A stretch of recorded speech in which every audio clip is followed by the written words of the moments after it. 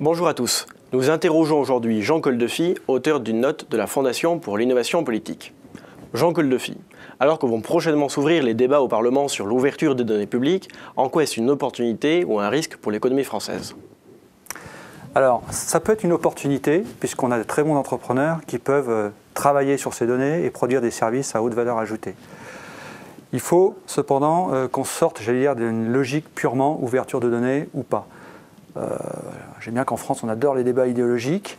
La question, ce n'est pas de faire de l'open data, la question, c'est effectivement quel développement économique on peut retirer de l'ouverture de données.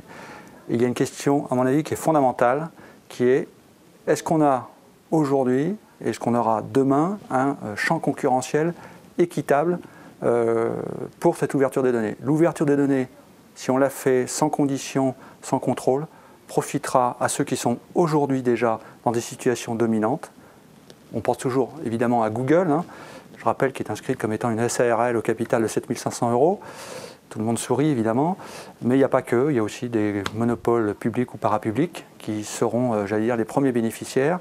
Si on veut développer un tissu d'entrepreneurs, PME, grosses PME sur le sujet, il faut qu'on ait des règles du jeu équitables. Aujourd'hui, clairement, ce n'est pas le cas.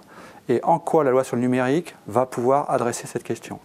Il me semble que la question des licences et la possibilité de réguler l'accès aux données en fonction des situations de monopole, voire d'abus de monopole, me paraît fondamentale. Si on n'intègre pas ça dans la loi sur le numérique, je pense que ce sera un véritable échec et la valeur ajoutée des données produites par les Français ou par l'impôt des Français partira ailleurs, c'est-à-dire aux États-Unis.